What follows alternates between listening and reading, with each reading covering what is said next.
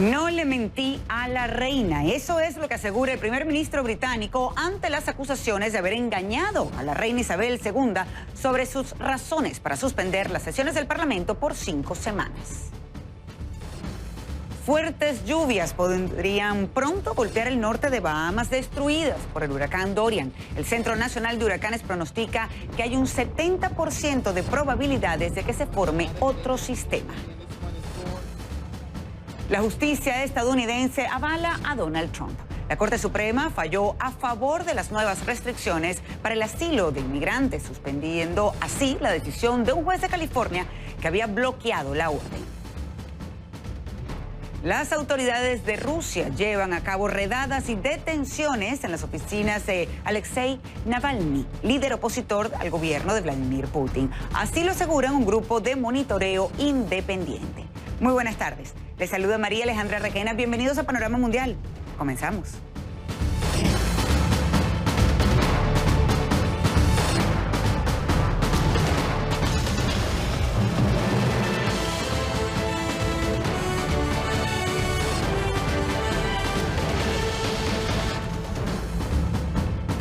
Boris Johnson niega haberle mentido a la reina Isabel II. El primer ministro británico contestó a las acusaciones que aseguraban que engañó a la monarca para lograr la suspensión de las audiencias del Parlamento días previos al Brexit, limitando así el trabajo de los legisladores para evitar que el Reino Unido deje la Unión Europea sin un acuerdo el próximo 31 de octubre.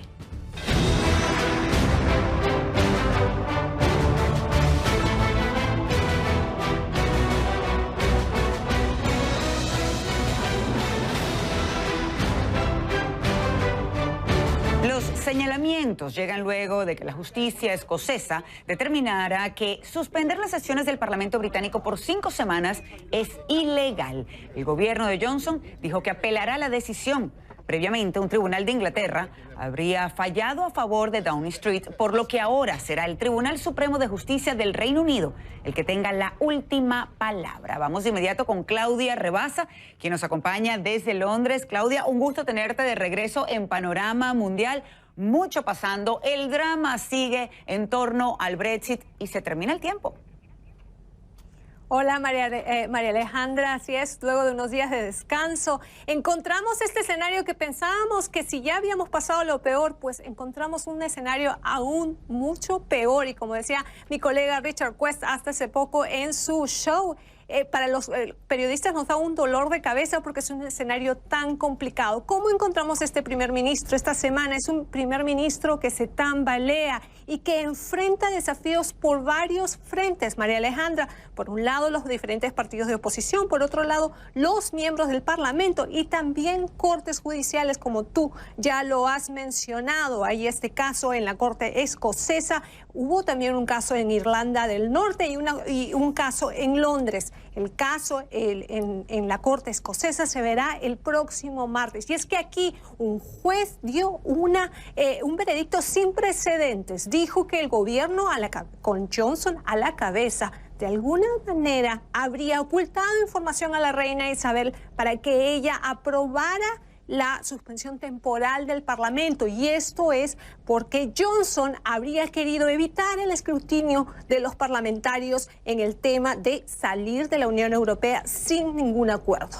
Este miércoles, Johnson fue preguntado directamente si es que le mintió a la reina Isabel II o no. Escuchemos. Absolutely not. Por supuesto que no. De hecho, como dije, el Tribunal Superior de Inglaterra está plenamente de acuerdo con nosotros, pero la Corte Suprema tendrá que decidir. Esa fue la respuesta directa de Johnson. Y es que poco a poco se van teniendo diferente información sobre cuál habría sido la agenda de Johnson. Este miércoles también se publicaron el documento completo de lo que se llama la Operación Yellowhammer, y es un documento interno que se filtró hace un par de semanas del gobierno, en donde mencionan los peores escenarios si es que el país sale de Brexit sin ningún acuerdo. Este documento, la publicación de este documento es preocupante, puesto que la opinión pública, al leer estos resúmenes que implica la demora, por ejemplo, en algunos alimentos y en algunas medicinas para que entren al país, la subida de, por ejemplo, el costo de la electricidad, el movimiento entre fronteras pueden preocupar aún más a la población. El gobierno argumenta que este sería el peor escenario, pero definitivamente la publicación de ese documento hace pensar a muchos que tal vez hay otra información fundamental para esta transición que el gobierno de Johnson no ha hecho pública. Y es más, el gobierno no ha hecho público, por ejemplo, la correspondencia entre miembros del gobierno que también el Parlamento pidió. En este caso, el gobierno de Johnson todavía no lo ha publicado. Todo esto te da una figura de que la opinión pública puede seguir cuestionando las acciones de Johnson aún más. Mariale. Cuestionando y por supuesto muy preocupados, Claudia, con todo lo que está pasando a tan poco tiempo que se cumple esa fecha, el 31 de octubre, que es en la que se supone salga el Reino Unido del bloque de la Unión Europea. Ahora, ¿cuál es la posición precisamente de los representantes de la Unión Europea ante estos acontecimientos? Ha sido una posición dura. En los últimos días hemos visto Francia, Alemania diciendo de que ellos no están abiertos a una extensión si es que no hay un argumento sólido. Y eso es también, por ejemplo, lo que dijo el Parlamento Europeo este miércoles. Ellos están abiertos a una extensión si es que hay una razón específica. Uno, el evitar que el país se vaya sin un acuerdo. Dos, el que hayan elecciones generales. O el tres, el extender el artículo 50. El negociador para la Unión Europea, para Brexit, Michael Barnier, también dijo que ellos están abiertos a una propuesta concreta y legal por parte del Reino Unido para poder seguir trabajando. Pero Barnier también aseguró que no lo ha visto, que no han visto esas propuestas por parte del gobierno británico, lo que preocupa a muchos y que pone este escenario aún más complicado y que nos va a dar más dolores de cabeza. Mariale. Bueno, estaremos por supuesto atentos porque sabemos que esos dolores de cabeza, esa preocupación está latente, presente y todavía nos queda algún tiempito. Y si se da esa extensión, pues más todavía. Claudia, muchísimas gracias por acompañarnos. Un gusto que estés de regreso con nosotros en Panorama Mundial. Buenas noches para ti. A ustedes.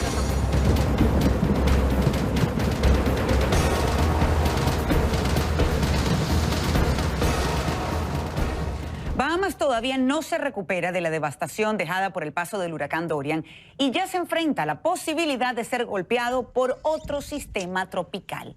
En cuestión de días, lluvias torrenciales podrían dirigirse a las islas en el norte de Bahamas. Según el Centro Nacional de Huracanes, hay un 70% de probabilidad de que se forme una depresión tropical o una tormenta tropical para el sábado. Mientras, los equipos de rescate siguen buscando a 1.300 personas reportadas como desaparecidas. Según el portavoz de la Agencia Nacional de Manejo de Emergencias de las Bahamas, la cifra es mucho menor a los 2.500 reportados inicialmente, porque se logró cotejar la información de los evacuados con las bases de datos. Y nuestro enviado especial a las Bahamas, Gustavo Valdés, estuvo en una de las zonas más afectadas por Dorian y nos tiene el siguiente informe. Adelante. La destrucción en el norte de la isla Abaco es visible desde el aire, pero es en tierra firme donde no solo se ve, sino se siente el poder del huracán Dorian. En esta isla que tan solo hace un par de semanas estaba llena de vida, ahora impera la desolación. Decir que este es un pueblo fantasma no acaba de describir completamente lo que se está viviendo. Llevamos unos 15 minutos en la calle, hemos visto un par de automóviles, pero ninguna persona está en la calle. Al final nos encontramos a una familia que trata de recuperar sus pertenencias, especialmente ropa para su niño que solo tiene 2 meses de edad. Su padre es Sansen Sekush. Dice que durante la tormenta se fueron a la iglesia que está enfrente y ahí fue donde pasaron la tormenta. Asegura que el bebé ya recibió atención médica y está en buena salud y tiene las provisiones necesarias. 2 days later, you found him. Agrega que su primo, quien vivía en esta casa, falleció durante el huracán. Asegura que ha encontrado varios muertos en lo que queda de su vecindario. A un par de kilómetros de su casa, en la zona conocida como The Mud o Lodo, es donde encontramos a un equipo canadiense especializado en búsqueda de cadáveres.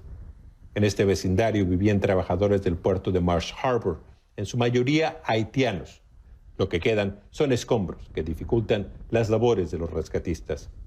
Aunque hay un fuerte olor a muerte, es difícil saber si los cadáveres son humanos o animales que también perecieron. Chris Rickley vivía aquí y dice que evacuó antes de la tormenta, advirtiendo a sus vecinos de que hicieran lo mismo. I lose 2 friends in the backyard. Perdió 2 amigos en el patio trasero. Yeah. And I meet their bodies by the light. ¿Y has visto cadáveres por la luz acá de where the light is out in the front? Una lámpara? Their bodies just floating, laying out like that. Que había cadáveres flotando. Momentos después, escuchamos a los rescatistas canadienses reportar un cadáver bajo uno de esos contenedores. Uno de los ejemplos de la fuerza del huracán, estos son 2 contenedores que, como pueden ver, están volteados. Uno de ellos cayó sobre este auto Chevy Malibu que parece nuevo, la pintura está nueva, las llantas se veían en buen estado, pero como pueden ver, totalmente destrozado. Esto es la única manera de describirlo, es como un cementerio industrial de los camiones que estaban transportando los contenedores. El centro de Marsh Harbor también fue destrozado por Dorian. Embarcaciones grandes y pequeñas, austeras y de lujo, no fueron reto para la marejada. Doug Albury nació en esta isla y ha visto muchos huracanes, pero nada como esto. Cuenta que su tío, que vive en las zonas más afectadas, dice que vio una ola de 10 metros cubrir el vecindario durante la tormenta. Secousse dice que no evacúa a otras islas como lo han hecho miles de los residentes de Marsh Harbor y el resto de la isla Abaco. Asegura que prefiere quedarse en su casa en lugar de ir a un albergue en una ciudad donde dice sería difícil conseguir trabajo. Y prefiere ser de los primeros en reconstruir su casa y ayudar a la recuperación de la isla. Gustavo Valdez, CNN, Marsh Harbor, las Bahamas. El Servicio de Guardacostas de Estados Unidos informó que ha rescatado a 406 personas en las Bahamas desde que comenzaron las misiones de búsqueda y rescate luego del huracán Dorian. Según un comunicado, los equipos también realizan evaluaciones de área y brindan apoyo logístico. Por cierto, que el golfista estadounidense Tiger Woods y el cantante Justin Timberlake se unen para ayudar a los bahameños. Buscarán recaudar $6 millones y para ello crearon junto al Banco Real de Canadá y al Resort Albany Bahamas el fondo One Bahamas Fund para ayudar, recuperar y reconstruir el archipiélago. Por cada $1 que se done, el grupo igualará la contribución. Y en los días previos y posteriores al paso del huracán Dorian por las Bahamas, mi colega Patrick Upman ha sido una presencia constante en nuestra pantalla. Patrick nos ha contado cómo es sobrevivir al que hasta la fecha ha sido el huracán más poderoso que ha golpeado las Bahamas. Adelante, Patrick. El huracán Dorian desata su furia categoría 5 en las Bahamas. Vea estas imágenes. Sabíamos en qué nos metíamos cuando abordamos el avión. Hay que tomar en serio un huracán categoría 5.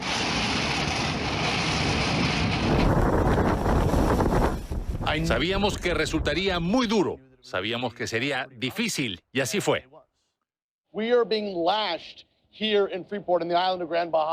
Dorian nos ha estado azotando toda la noche. Suena como un motor a reacción con vientos que rugen cada vez con más fuerza y que nunca desaparecen.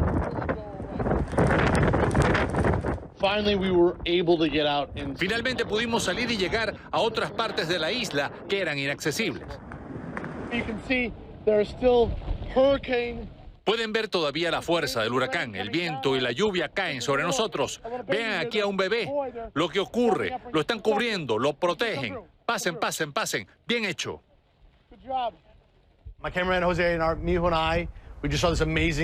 Mi camarógrafo José y yo vimos estas escenas increíbles de gente con motos de agua y botes decididas a rescatar a quienes estaban en los techos tras el paso del huracán. Tuvimos que meternos en el agua para poder tomar estas imágenes. Ver a este hombre subirse a la moto de agua con un chaleco que no le servía para salvar vidas es lo más valiente que he visto. En cierto momento el huracán arreciaba con su fuerza. Ya nos íbamos, pero nuestro camarógrafo José dijo, tenemos que volver porque vino un hombre y me dijo que su esposa murió.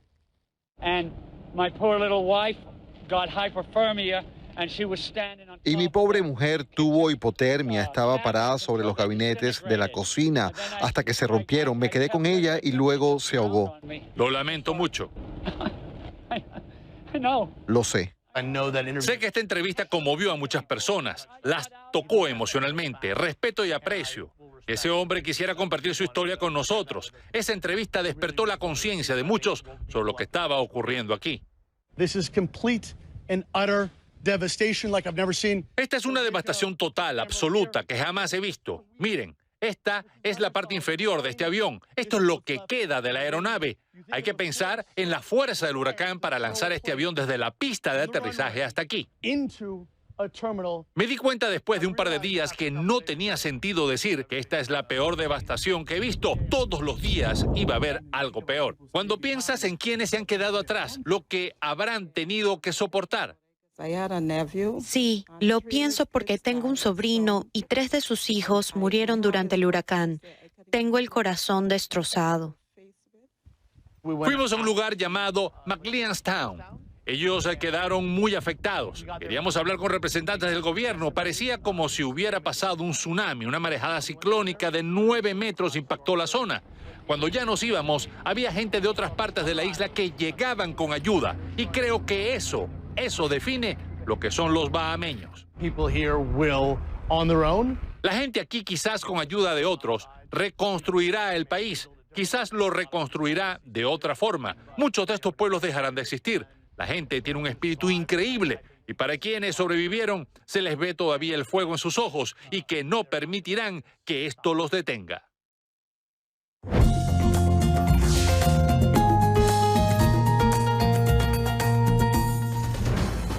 Increíble, ciertamente, después de todo lo que ha pasado en Bahamas y que pues siga la resiliencia, lo estábamos viendo, impactantes imágenes y por supuesto nosotros hemos estado llevándole a todos ustedes la información. Quiero invitarlos también a que se comuniquen con nosotros a través de mi cuenta en Twitter, @RequenaCNN.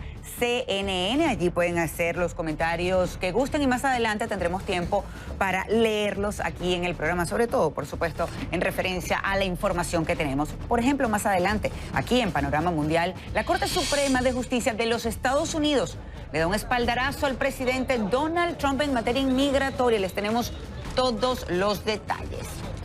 Y denuncian también redadas en Rusia a oficinas de opositores al gobierno de Putin.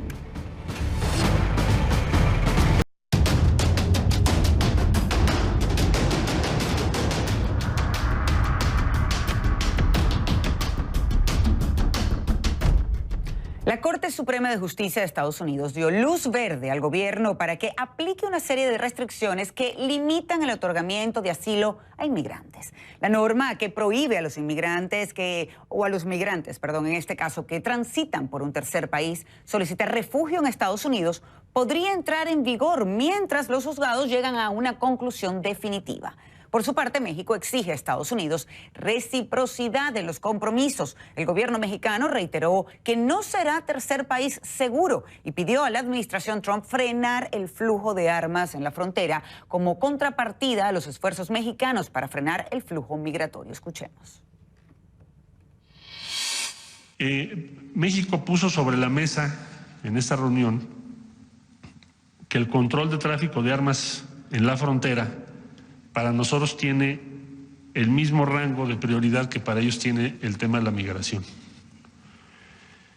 Presentamos este mapa que ustedes están viendo, que es el número de delitos cometidos con arma de fuego por entidad federativa en México entre enero y junio de 2019.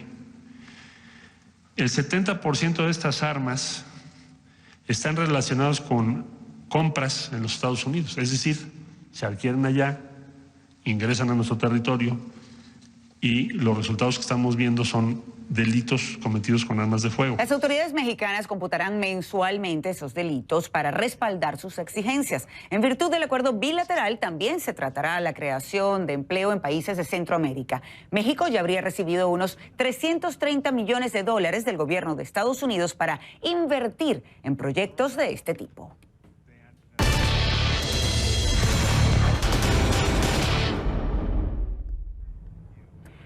Este jueves se celebra el tercer debate presidencial demócrata en Houston. 10 aspirantes confrontarán posturas. El ex vicepresidente Joe Biden y la senadora por Massachusetts, Elizabeth Warren, compartirán el palco por primera vez. Una contienda a la que también se sumará el senador por Vermont, Bernie Sanders. El debate será retransmitido por la cadena ABC y traducido al español por Univision. Nosotros estaremos muy pendientes de todas las intervenciones. Así que vamos con Ione Molinares, quien precisamente se encuentra en Houston, Texas, y estará atenta a este debate para reportarnos, para darle información oportunamente. Ione, muy buenas tardes, gracias por estar con nosotros en Panorama Mundial. Mariale, ¿cómo estás? Y saludos desde Houston. Es realmente pues un día de fiesta para los demócratas. Han llegado aquí a Texas Southern University, que es el lugar en donde se va a realizar este debate demócrata. Además, pues poco a poco vas a ver cómo se va llenando este lugar. Es muy temprano todavía, faltan varias horas para que se reúnan acá los 10 participantes, los 10 precandidatos que vienen a buscar, pues, digamos, más apoyo dentro de los votantes. Nuestro compañero Orlando Ortiz nos va a dar una pequeñita vista de cómo se están preparando los manifestantes. Eso sí, hemos visto a simpatizantes de los diferentes candidatos, en especial Julián Castro, Beto O'Rourke, Amy Klobuchar y Bernie Sanders, que parecen ser tal vez de los más activos. Pero también va a haber mucha música. Este es un evento para los demócratas y hemos hablado con algunos y nos dicen que están muy, muy entusiasmados. Algunos dicen que están más contentos de que solamente sean 10 candidatos en lugar de los 20 que estuvieron en el debate anterior de CNN. Este es, digamos, la oportunidad para que los candidatos tengan más tiempo, aunque realmente iba a ser una sola noche. Entonces, por eso cambia un poco la dinámica. Vamos a ver qué pasa, porque de aquí se pueden definir muchas cosas para ver cuáles son los candidatos que pueden entrar al próximo debate, que va a ser en un mes en otro lugar de los Estados Unidos, Mariale. Y pues bueno, estaremos atentos, por supuesto. Muchísimas gracias, Ione Molinares, por acompañarnos entonces desde Houston, Texas. Atento a tus reportes. Buenas tardes.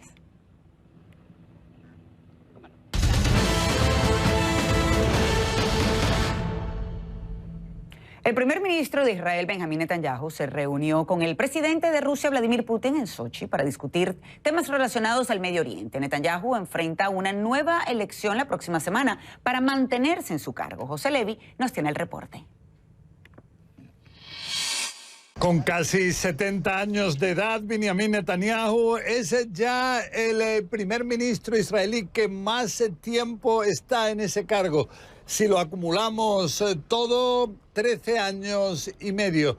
Y ahora lo que espera él es conseguir una victoria electoral por quinta vez en su vida. Pero no tiene asegurado algo así. Es por eso que intenta desesperadamente ahora asegurarse una victoria.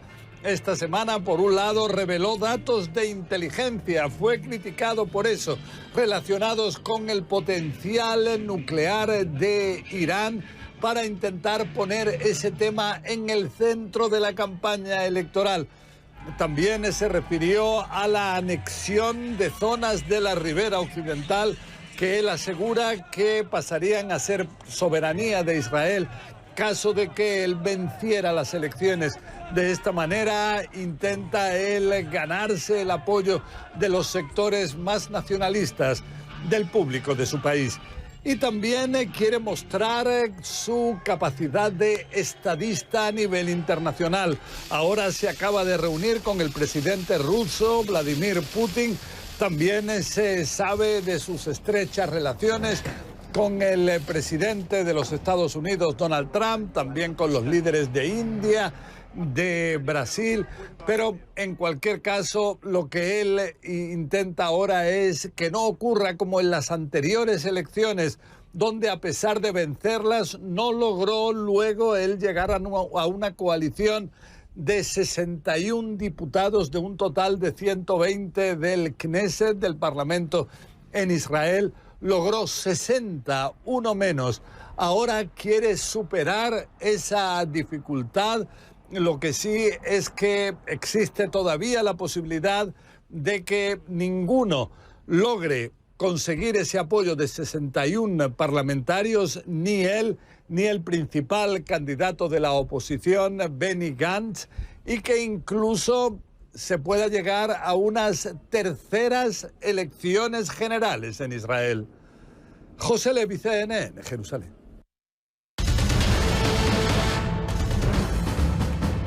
Los incendios forestales en Indonesia han quemado más de 930.000 hectáreas en las regiones de Sumatra y Kalimantan. En semanas recientes, además, al parecer, los agricultores causaron los incendios usando la técnica de quema de pastizales para preparar la tierra para el cultivo.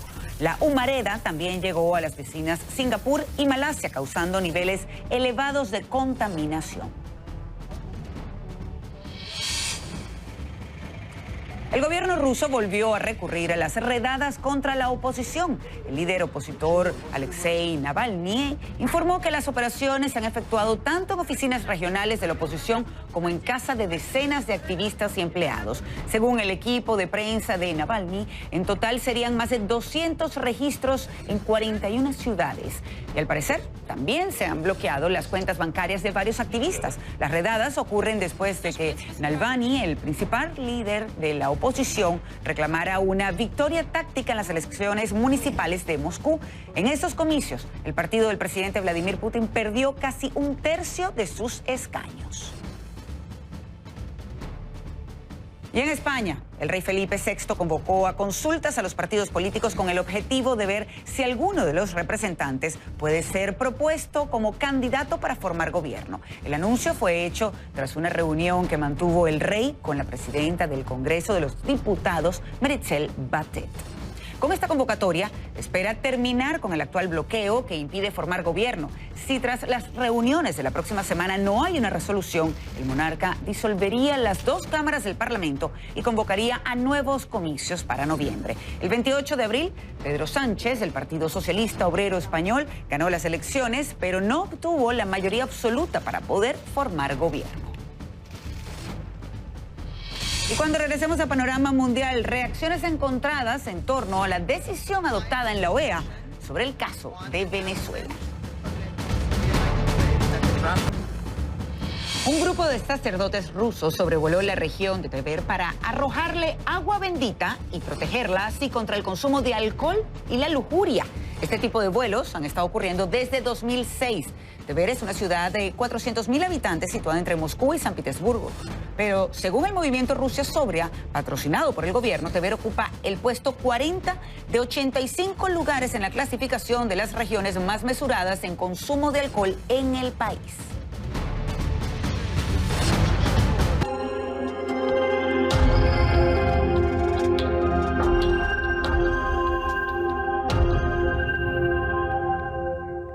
México y Perú rechazan la decisión tomada en la OEA para convocar a un órgano de consulta que considere la activación del Tratado Internacional de Asistencia Recíproca en Venezuela.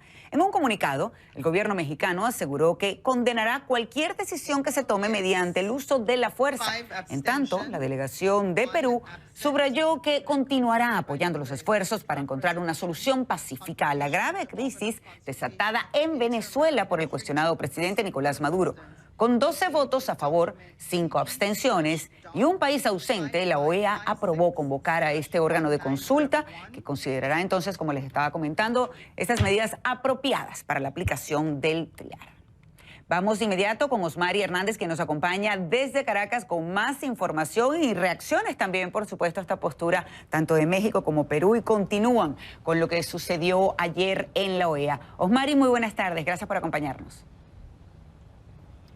Muy buenas tardes, María Alejandra, como siempre un gusto saludarte. Pues una de las primeras reacciones fue la del cuestionado gobierno de Nicolás Maduro a través de la Cancillería, un comunicado en el cual califican de infame esta decisión por parte de 12 países de aprobar el órgano de consulta del Tratado Interamericano de Asistencia Recíproca. Ellos además aseguran que esta actuación va en línea con los intereses de Estados Unidos e instaron a los países de la región a pronunciarse para evitar una agresión contra Venezuela. Pero adicionalmente, para este jueves fue convocada una movilización con destino al Palacio de Miraflores, que tenía como objetivo rechazar todas estas acciones. El grito pues fue no más Trump. Vamos a escuchar parte de lo que nos dijeron los seguidores de Nicolás Maduro en esta movilización.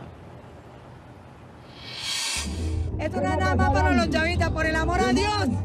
Asamblea Nacional, ponga los pies sobre la tierra. Ustedes hablan de la guerrilla, ¿qué más guerrilleros que ustedes? Estoy aquí para manifestar que desde Estados Unidos no se metan con nosotros, de que nos respeten nuestro país, que nosotros nuestras situaciones las solucionamos nosotros. El presidente decía que le distribuyó armas a la milicia. ¿Usted ha recibido entrenamiento? Nunca, pero sí entrenamos. Estamos entrenados para disparar un arma. ¿En ese escenario usted está dispuesta a arriesgar su vida por Venezuela? Ah, sí, sí. En mi casa no me quedo. Bien, María Alejandra, sin duda uno de los puntos de mayor controversia es la posibilidad de uso de la fuerza que pues permanece sobre la mesa en el marco de este tratado, al igual que otras opciones, María Alejandra, porque también hay posibilidad de ejercer presiones en materia diplomática, consular, económica y otras que pueden servir para ejercer presión sobre este tema. Se pronunció Gustavo Tarre Briceño, quien es el embajador designado por Juan Guaidó ante la Organización de Estados Americanos. Vamos a escucharlo. Vamos a sentarnos, vamos a conversar, vamos a discutir, propongan opciones que no sean la repetición del bla, bla, bla y del diálogo. Y estamos abiertos a cualquier solución que produzca la salida de Maduro. Ese es el objetivo fundamental, porque esta es una causa que tiene un origen, un nombre y un apellido, y además un régimen que está en el origen de toda la tragedia que vive Venezuela. Nos ponemos de acuerdo en el cómo y que Maduro salga. Ese es el objetivo.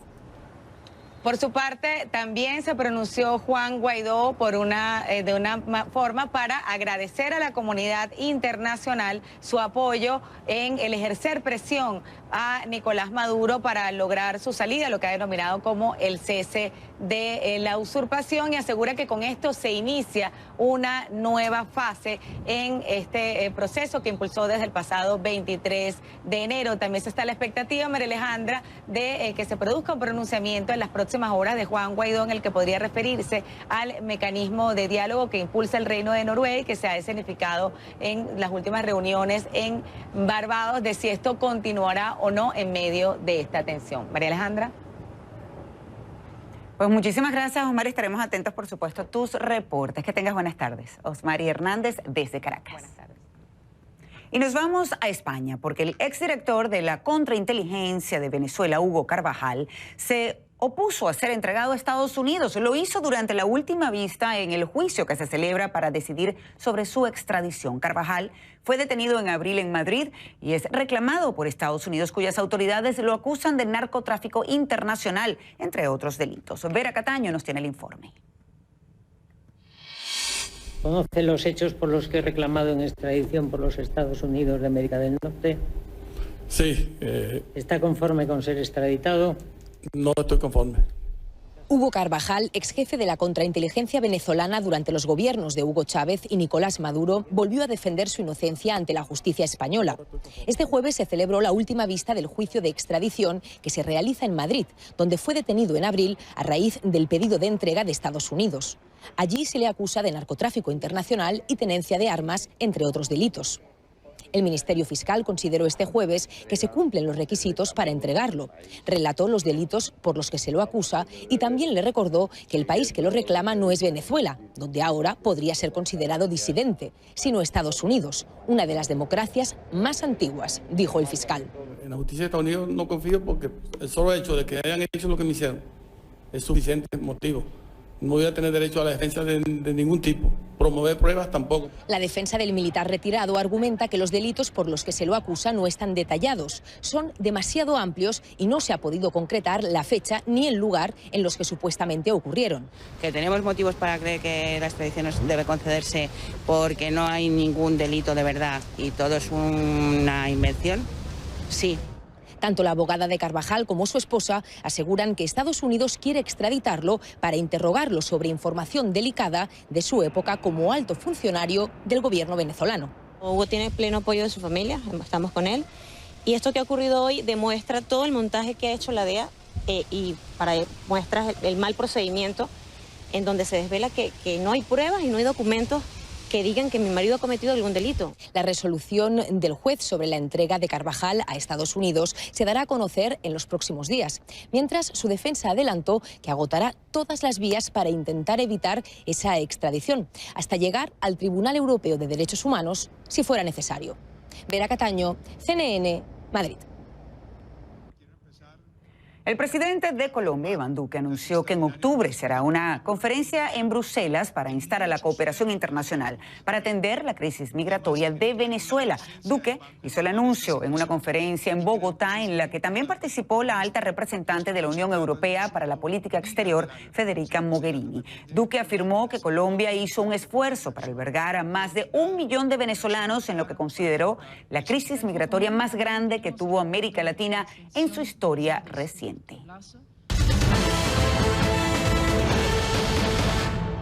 En Argentina, miles de manifestantes cortan o bloquean la principal avenida de Buenos Aires. Entre otros puntos, exigen planes de trabajo, mayor presupuesto para los comedores y programas alimenticios. En medio de las protestas, la Cámara de Diputados dio media sanción al proyecto de ley de emergencia alimentaria. Vamos de inmediato con Ignacio Grimaldi, que nos acompaña desde Buenos Aires con más detalles de cómo se ha desarrollado esta jornada el día de hoy. Ignacio, muy buenas tardes, gracias por acompañarnos. Muy buenas tardes, María Alejandra. 27 horas de acampe ininterrumpido de esta marcha contra el hambre, como la nombran los organizadores de los movimientos sociales que llevan adelante este reclamo. ¿Qué elementos configuran a este segundo acampe contra el hambre en 2 semanas consecutivas? Escuchamos bombos, banderas, carpas, colchones, ollas populares llenas de comida. Nosotros vamos a empezar a movernos para que ustedes puedan ver cuál es el clima que se está viviendo en el centro de la ciudad de Buenos Aires. Después de haber obtenido la media sanción en la Cámara de Diputados, el proyecto de ley de emergencia alimentaria, lejos estuvieron los bombos de callarse. Estos son los bombos de la protesta que estuvieron acompañando toda la tarde a este segundo acampe. Vamos a seguir moviéndonos para mostrarles, por ejemplo, como hay algunos refugios improvisados con maderas e incluso banderas de organizaciones políticas como es el Polo Obrero. Al lado también vemos más carpas. Familias enteras pasaron la noche el miércoles en este lugar, atravesaron la noche del frío. Más abajo vemos incluso se traen sus respectivos colchones y abrigos porque hay que pasar la noche del miércoles e incluso, tal como mencionaron los líderes de las organizaciones sociales, también van a acampar esta noche. Hasta hace minutos nada más veíamos fuegos prendidos para combatir el frío y ya vemos como también algunos manifestantes comienzan a preparar la cena de este jueves. Vemos, estas son las famosas ollas populares llenas de comida. En minutos nada más, cuando todo esto esté listo, vamos a ver cómo se forma una fila larga de manifestantes que vienen con sus platos para que puedan ser llenados con lo que cocinen en esta tarde-noche. El segundo acampe contra el hambre. Nosotros pudimos hablar con algunos de los manifestantes y esto es lo que nos decían. Ayer nosotros vinimos a acampar para los alimentos, los comedores, ¿entendés? Para los trabajos, que estamos desocupados, ¿entendés? Nos falta todo eso, ¿entendés? Por eso estamos acampando, para que el gobierno lo dé. Alimentos, comida, azúcar, hierba, mucha pobreza. Frío, mucho frío hacía. Pero no... Por algo estamos acá. Estamos luchando por nuestras cosas. ¿Por qué? Por trabajo genuino y escuelas públicas, porque ahora Macri quiere privatizar todo. Ya sabe que como pierde, quiere cerrar todo. Bien, tranquilo, unidos con los compañeros, apoyando al grupo, con muchas necesidades y falta de trabajo. El objetivo de este segundo acampe contra el hambre era intensificar el reclamo por la emergencia alimentaria, intensificarlo a fuerza de supervivencia. Ahora la Cámara de Diputados ya le dio media sanción a ese proyecto, pero todavía resta la aprobación en el Senado para que la emergencia alimentaria, es decir, la duplicación de alimentos que el gobierno le brinda a los comedores comunitarios, se efectivice en una ley concreta. Por lo tanto, por esa razón, los movimientos sociales y las organizaciones políticas de izquierda decidieron continuar con su acampe por lo menos hasta mañana y así completar las 48 horas de protesta ininterrumpida.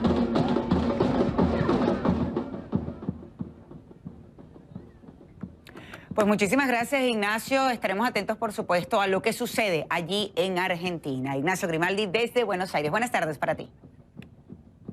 Y cuando regresemos a Panorama Mundial, los deportes. Lionel Messi, ya que estábamos hablando de Argentina, por cierto, pero en este caso es porque no está listo para regresar a la actividad en la cancha. El mismo jugador lo admite en una entrevista. No se lo pierdan.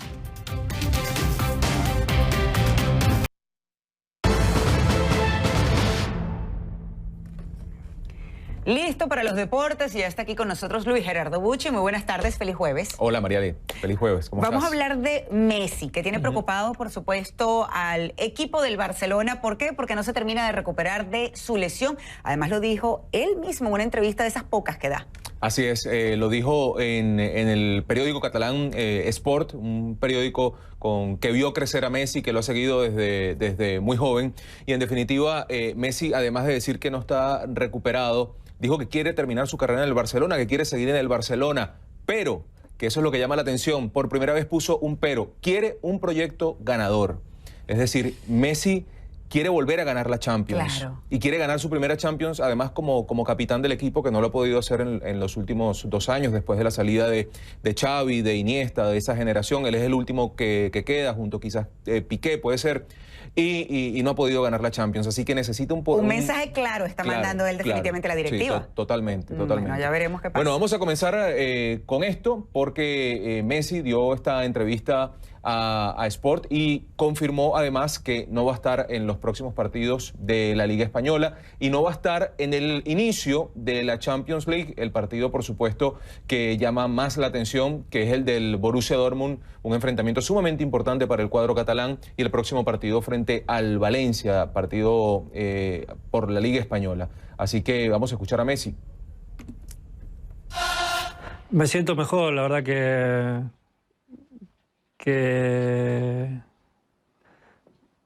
fue muy malo, porque el primer día ya me pasó esto y era algo sencillo, en teoría, y estuve 15 días y cuando pensé que estaba bien, en uno de los entrenamientos antes del Betis, creo que fue, me volví a resentir un poquito y se me abrió un poquito más, y eso hizo que tenga que estar más tiempo parado y que me tenga todavía aún parado. Me habían dicho del solio que era complicado, que parecía que estaba bien y era traicionero, y bueno, nunca había pasado por esto, ahora sé lo que es y por eso estoy tranquilo y voy a estar cuando realmente sienta que estoy seguro y que no vuelva a pasar, porque recaer otra vez sería para mucho más tiempo.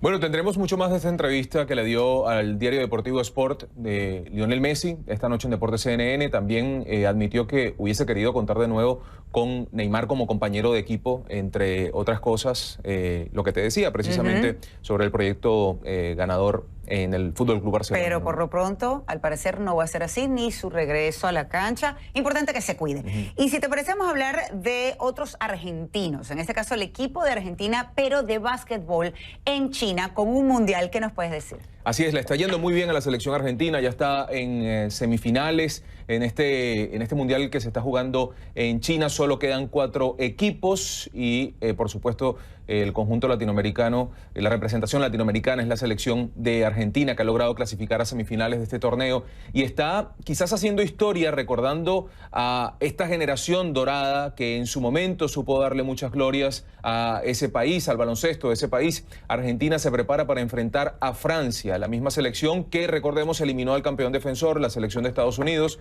El conjunto albiceleste también puede presumir de un triunfo muy importante en la fase anterior y de forma contundente frente a Serbia. Ese triunfo los llena, por supuesto, de mucha confianza para lo que viene.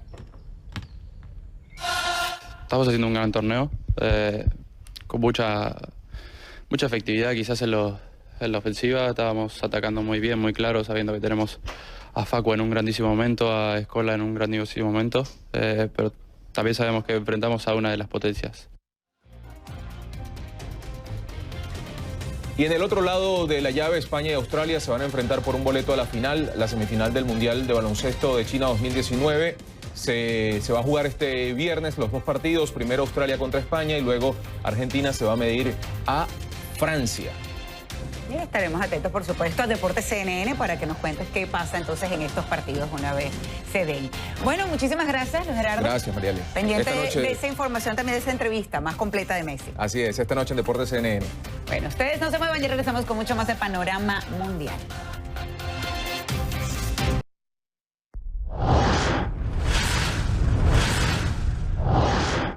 Muy buenas tardes, Juan Carlos. Gracias por acompañarnos y sobre todo porque nos vas a contar qué van a tener en directo USA en minutos. Hablaremos sobre la Corte Suprema y la decisión que tomó, que tendrá un impacto muy importante en el proceso de asilo temporal, pero le da una victoria a la Casa Blanca. También noche de debate demócrata en Houston. Tendremos los detalles sobre los 10 aspirantes que se disputan, las preferencias de los votantes, aunque todavía pues falta mucho tiempo. Eso y más. Estaremos atentos, por supuesto. Buenas tardes, Juan Carlos. Buenas tardes.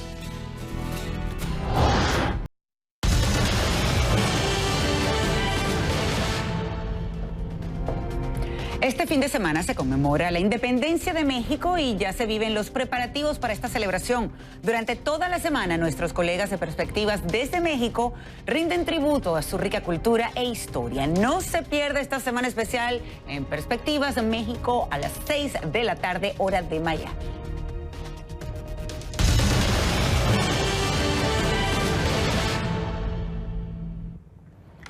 Un espectáculo de luces iluminó el Parque de la Victoria en Hong Kong como preámbulo al Festival Anual del Otoño Boreal. Algunas de las composiciones se basan en leyendas tradicionales chinas, como la del conejo que mira a la luna, y otras en imágenes auspiciosas, como la del fénix y el pegaso.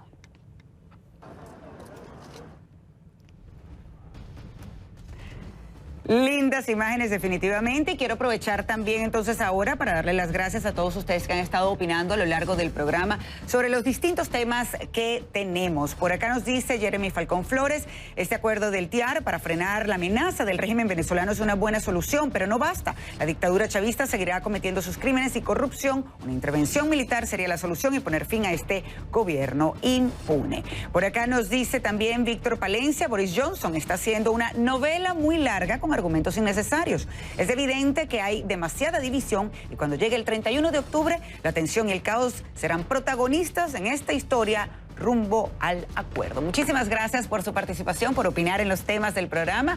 Hasta aquí entonces Panorama Mundial. Los espero mañana viernes cuando regresemos con más información. Muy buenas tardes.